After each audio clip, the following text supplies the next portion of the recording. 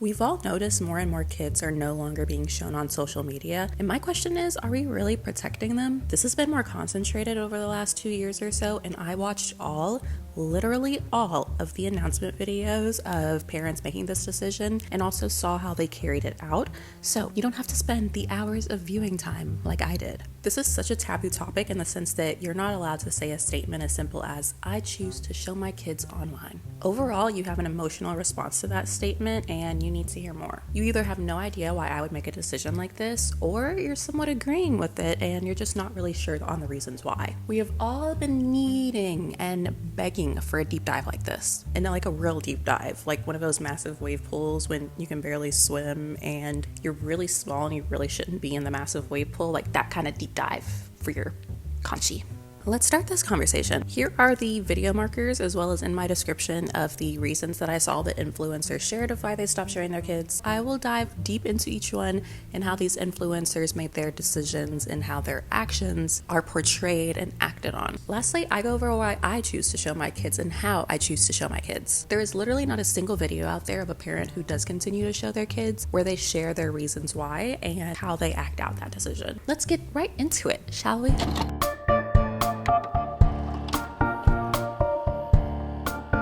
I hear and we hear very often that social media can affect the children's life and their future. This is the premise that children are too young to tell you that they are okay with being known on the internet, on any of the different streams of the internet, that they're just too young to tell you that they are okay with that. So this can be seen and evaluated in a few different types of situations. Do you remember how shocked everyone was when Jeanette McCurdy just came out and was like, I'm glad my mom died? Like, whoa. But then she dropped her book, and in that it elaborated that her mom exploited her from the age of 6, I believe, where she told Jeanette that you will be an actor because I wanted to be an actor when I was younger, so I'm going to live vicariously through you. Quite frankly, that this was never your dream. Stardom was never your dream. Whose dream was it? My mom's. I think she wanted me to have a better life than she had, but I also think her approach was very unhealthy and informed by her own lack of self-work, and she lived vicariously through me. Jeanette had her first audition at age 6, encouraged by her late mom, Deborah. Their mother-daughter bond, deeply disordered and chaotic. Under this umbrella, but a different type of situation that we haven't seen pan out because the children are just too young right now, This is just crazy. The various family channels that thinks it's okay to share when their daughters are starting their period and sharing the emotions that they're going through. Just got back from taking the kids to school drop off, and Giselle just got her first. Yeah. So I'm gonna teach her how to use one of these, and then we're gonna go to the store. I was wondering why she was breaking out so much. Alright, so I'm going to show you how to use this. Okay? But we're going to have a little period party for Sally on Sunday. You're weird. It's literally insane that a parent thinks that that's okay to share that kind of personal information about their 13-year-old daughter. Like, why would you air out that kind of information? Like, I feel this so intensely. Do you feel the secondhand embarrassment that I do just knowing that information about someone? Such icky secondhand embarrassment, right? I see that clearly these parents have no boundaries for themselves or their children, which is my first focus and cannot be ignored. Also under this umbrella is a popular influencer, Aspen Ovard. She had shared the lives of herself, her family, and her 2 kids for the last 6 years, because that's what she is. She's a lifestyle influencer, and that is her life. But she had a revelation this year and chose not to share anything about her daughter who was born this year. She doesn't share her name and her daughter's face, specifically her face. So a lot of you guys are asking if I'm going to share the baby's name, and I haven't really fully decided. I've definitely been leaning towards not sharing it, so I've kind of been waiting to just see if like what nicknames come up for her, and then I'll share something like that. I could go back in time. I wouldn't have shared Cove and Lola's actual names. I would have just shared nicknames for them. So I wish I had done that. So with this baby, I'm like, do I want to share her name? She will have her in her content though, and she chooses to blur her face along with her other kids. She will blur their face. All good and dandy, right? Stay with me. So then I watched her talk about how this decision kind of came about and how she made this decision based on when she was enrolling her oldest daughter into a school that had like some sort of acceptance program. And she started to realize that her daughter's identity online could affect her acceptance and could potentially even play a part in her daughter's denial in that school, just for the fact that she was known online. It's really sad, but that's definitely our reality, that something shared online can affect your children and sometimes plays a part into how you're portrayed in real life. With that in mind, it's important to know and make a key note that that includes a local private school. Being aware of who your child is as an attendee is obviously because of who your mom is, first and foremost. How Aspen might have announced her third child's birth the same day she filed for divorce just to distract us. And that too bad it didn't work out for her. This point is so weirdly ignored, it's weird I even have to acknowledge it. Like, I don't know Northwest because she's that funny girl on TikTok who dances to Ice Spice. Like, she's Kim and Kanye's daughter, obviously. That's all that's truly relevant about her. How long that stays true is also a long time, clearly, because if you think about Lori Loughlin's daughter, like, I don't even know the daughter's name. Like, if I truly try to think of her name, I don't know it. Lori Loughlin went to jail because she faked her daughter's school records so that she could get into a better school.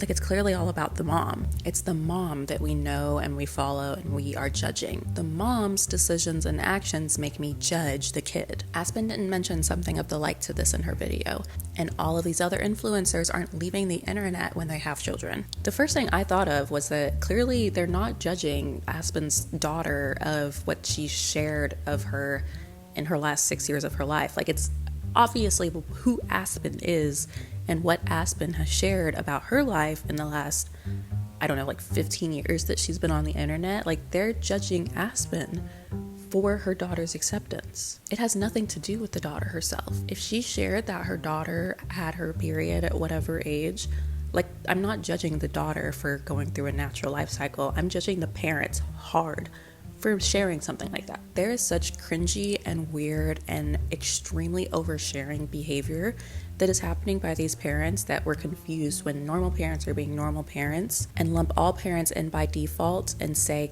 cut the show. No more kids. We're through. We're through. I'm done. Cut the show. I'm done. Take me off. The parent is the first representation of the children.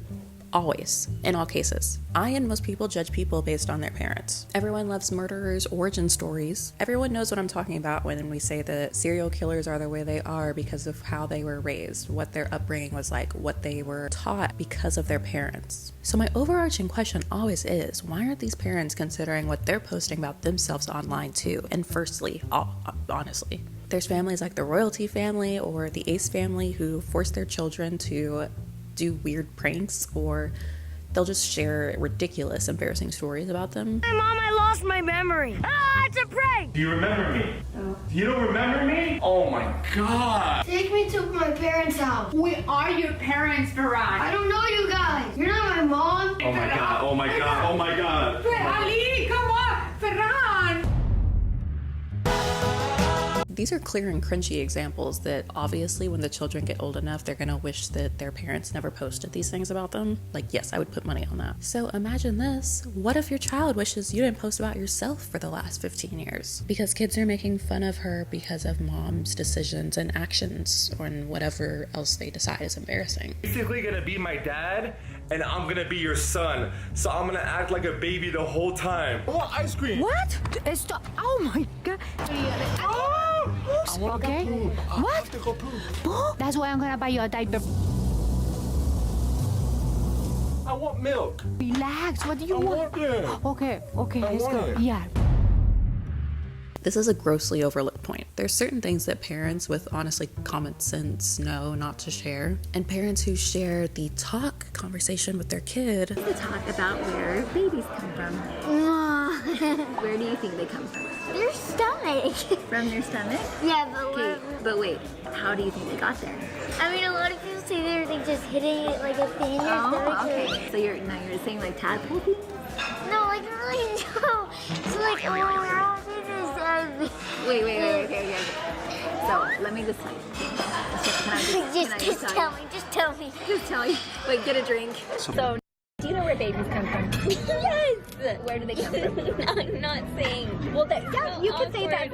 It's not bad. Where do they come from? Does a stork? Where do they come from? Your stomach. My stomach, exactly. And how does my stomach get a baby? Do I just say, oh, I want a baby real bad, and boom, there's a baby in my tummy? Not even close. Do I have to eat crab legs? No. How does the baby get in my stomach? Do I have to swallow a special seed? No. So tell me what happens. How's the baby made? I really no. Well, I kind of do, but like not like a lot. So I need you to tell me. And parents who trauma dump and share way too much about themselves, and parents who flat out use their children's existence to make money, are not the parents that have a common sense understanding of basic morality, to be frank. Clearly, parents have the only hand in this. Children can't consent to being online, and we should make a clear distinction and understanding that some people are trying to ruin the idea of this by oversharing. I'm not his biological dad, but I consider myself as his dad. I love him to death. He's amazing. I have a crystal ball that says that my daughter is not going to take me to court because I shared that she started soccer practice and because I shared our cute Christmas pictures. I think my daughter has a case though if she says her innocence was robbed because the world knows me as a cringy influencer who has provided a net negative to the world, and now she's known as the cringy influencer's daughter. So overall, if you're concerned about what your child is consenting to in relation to what you've posted online, you absolutely should get off the internet completely because it will provide the same long-term effect.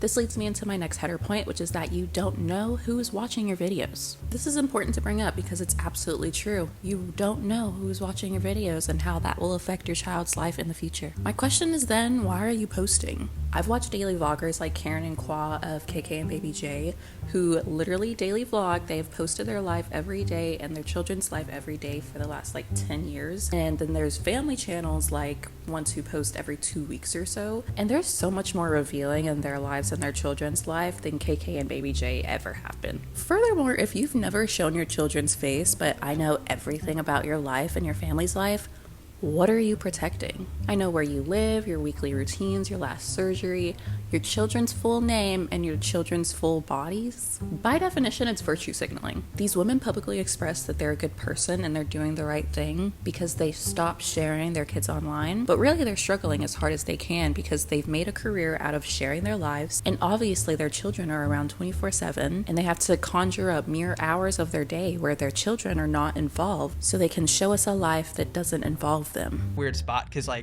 lot of our content is our life.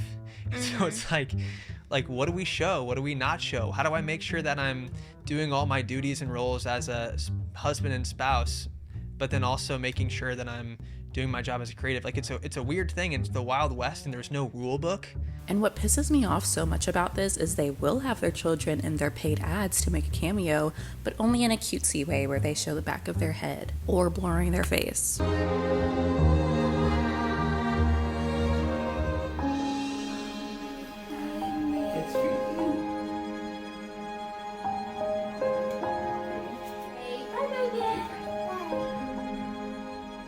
And that ad wouldn't be the same or make them the same money without their kid's appearance. Selective morality is so gross to me. Someone who made me so mad is Milena Ciciotti, who used to be a cool, normal girl, but now she's a trad wife who can't be bothered with anything normal nowadays. Milena was babysitting for her friends Josh and Sav, who are also YouTubers, and Milena posts this YouTube video where she is baby wearing Josh and Sav's baby the entire time, and you can see the baby's full face the entire video, but then her kids are in the video also the entire time, and she blurs their faces, but doesn't blur Josh and Sav's baby at all. She doesn't even try to hide her face. To my channel, welcome to today's video where we are going to be talking about a very heavy topic.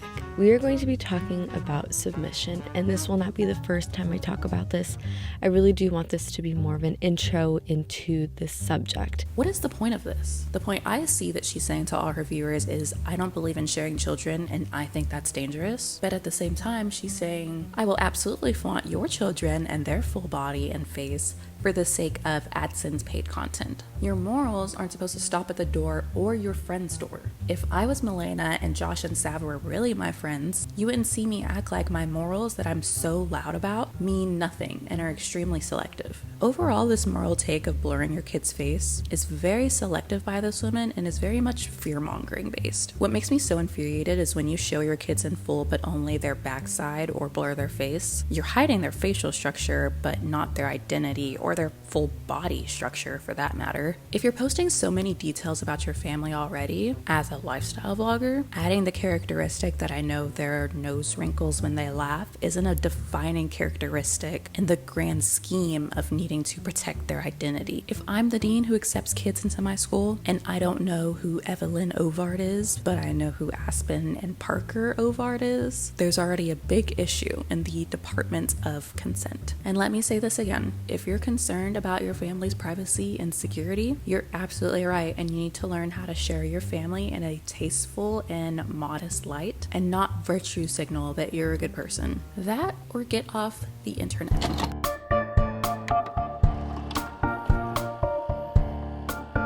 So, to wrap it up, I want to make sure that women know that you can share your life in a tasteful and respectful manner, with or without kids, at any stage of your life. There's no ignoring that social media is a big part of our lives, whether we want it to or not. But even as someone whose sole income comes from showing up on the internet, you can share your life with just being part of a family in a way that isn't grandstanding your utmost reality. I choose to share my kids online because they are part of my life. They've given me so much joy in my life, and when I share what we had for dinner this week or I share how our Thanksgiving travels went, it's because I've thought it through and I know I'm doing it in a way that ultimately respects them. And that's not to say that you should either. If you don't want the world to ever know your children, that's great, but that means you need to look inward first and evaluate your rationalizations. Potentially even find a new source of income because you are 100% not giving your children full consent of their life and full consent of their privacy and security until you are fully off social media and fully stop sharing your own life. So that's all I have for today. I would love to discuss this more in the comments with you. I can't wait to chat with your beautiful faces down below.